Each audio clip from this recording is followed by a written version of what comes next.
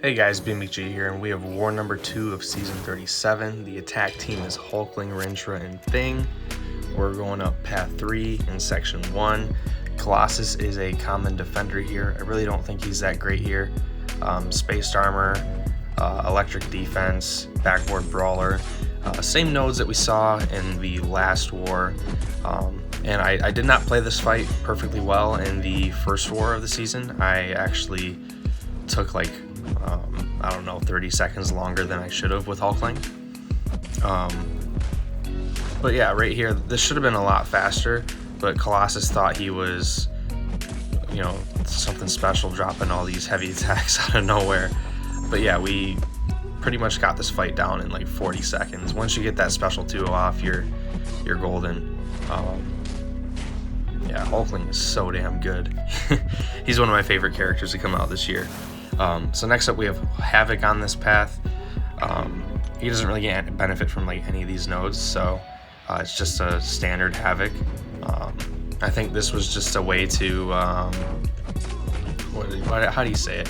Try to split an attacker, but like Hulkling is really good for Havoc.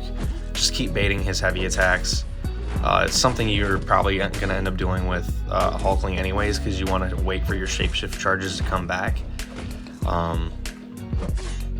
But yeah, now we're pretty much ready for an unblockable special 2. We just gotta wait for Havoc to stop being such an asshole. But he dropped a special 2. I dash in, bait another heavy attack. He's just not playing into me. But now we finally get him to drop that hold his block. But yeah, this fight's pretty much over with pretty quickly. I could have used the heavy attack to inflict the, I think, cowardice, or no, it's intimidate debuff, and make him hold block. But I find sometimes it just takes too long to line that up. If the AI plays into you, it's just a little bit faster not to drop the heavy attack. But in that scenario, it would have been faster. But yeah, we had no shared fights in the node, like early 20s is what I call them. We had no shared fights there, so we're going up path 9, and we're using Thing. This is the first time I've ever used Thing in Alliance War on attack. This is my rank 3 Thing. I don't think I've ever used him for anything other than like Battlegrounds defense. I think it's public knowledge now that Incursions is getting an update soon. Pretty sure it is. I'll have to double check before posting this video. Yeah, I'm 99% sure it is, but just to be safe, I want to take my Thing to Sig 200 and take him to rank 4, because I feel like he's going to be super useful to get through some of these rooms later on. But this node here is just Hazard Shift, Shock, and Bleed. Thing's immune to both, and then there's one eye open, so just don't attack him while you stun him, which isn't a big deal. So I popped an invuln boost because I knew my Things, he's just not Sig 200, so I don't really want to take any chances on eating special 3s. But yeah, right here we're gonna drop the special 3. I'm really not sure how to best play Thing in Alliance War, because you don't need that like ultra protection that he has at high Sig with like max rock stacks all the time. Like, I think just looping special 3s and getting that max damage, I think makes sense. But I played that a little off there. It's not a big deal. But we do eat a special 3 here. It's okay because we have the invulnerability boost. And I think generally speaking, like, Things should be pretty safe to eat a special 3 or 2 without the invuln boost. But just being safe, I wanted to use an invuln boost. I've been kind of light on using them so far this season, just to take away my reliance on them, because they're going to be harder to come by with the loyalty store. But yeah, that was a pretty nice fight with Thing. He's definitely very safe to use.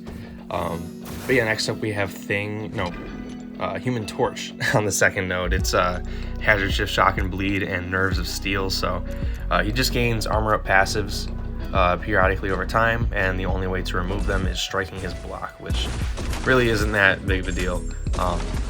Again, I think this defensive placement was to try to like split counters, I guess. but if you know how to dex Human Torch's special 1 without letting him build smolders, it's not an issue. And you know, Torch being conduit isn't really a big deal. Just don't knock him down. I've gotten a lot of practice against Human Torch's special 1 in Alliance Quest, so what I normally try to do is block the first hit and then dex the next 3. Generally that's like super safe.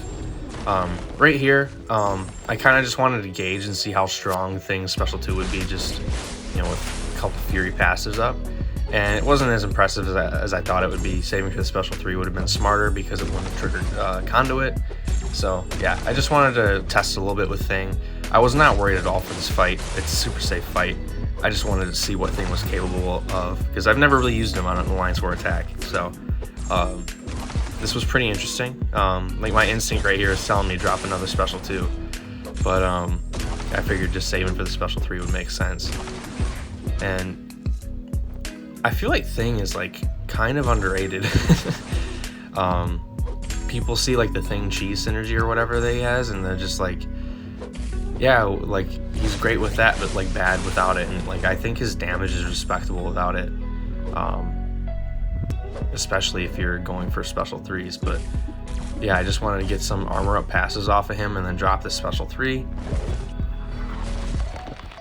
Those armor up passives do reduce our damage by quite a bit, so I wanted to take those off just as much as I could.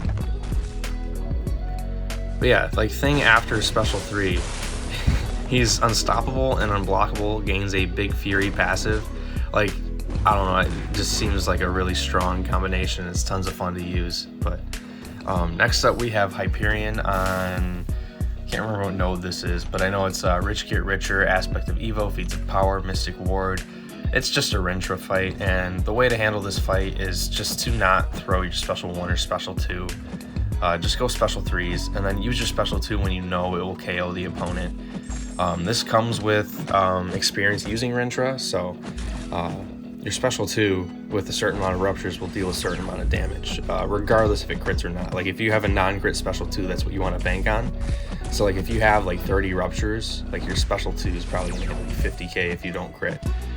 Especially against Hyperion, because he's got native energy resistance that's pretty high.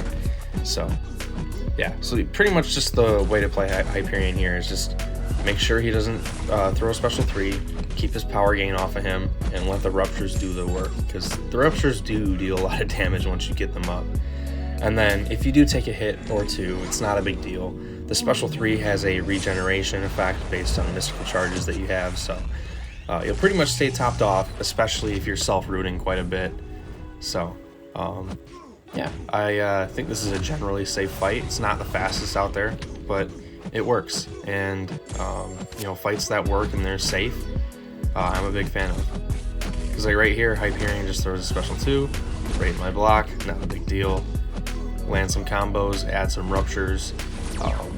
So normally against most characters, like a special 2 here would KO Hyperion, but with Aspect of Evolution, his energy resistance, I did not want to bother with it at all. So yeah, now we're going, and we're going to I think we're going to self-root one more time and finish with the special 2.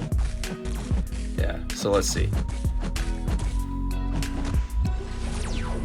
So right there, yeah, we dropped the special 2 at 36 ruptures, and it was like 56,000 health. So yeah, I was pretty close to my guesses, but yeah, that's pretty much how you gauge those conduit fights with Rintra. You know, if you could drop a big Ooga Booga special 2 and, you know, get a 180k crit, yeah, go for it. But if you know you're not going to be able to do that, don't bother. But yeah, next up we have Rintra versus Terrax on Safeguard. This fight's kind of hysterical. It's like insanely fast. So I wanted to try to wait out the rock field a little bit here, just so I'm not entering and exiting it that much, because his rock field damage increases over time the longer it's been active. But yeah, so now we're just going to try to get Terrax in his corner and start stacking these ruptures on him. Each armor break on us will increase our attack rating. by I think 500 something. So at this point we have an increase of like 5,000 attack based on these armor breaks on us, and that's allowing these ruptures to do an insane amount of damage really fast. So right here I dropped the special 3. I probably shouldn't have dropped the special 3 just to be like just to keep the pace going, like keep the pace of the fight going, but it's really not a big deal. We have like 50 something ruptures on Terrax at one point, and he's melting. Like, this is like amazing. So yeah, it was really quick fight. It was like a minute and 6 seconds. So yeah, that's our last fight of the war, and I think we won this war. So yeah, that's it for me, guys. Hopefully you guys enjoyed. Like and subscribe if you did. See you guys for the next video or stream. Peace out.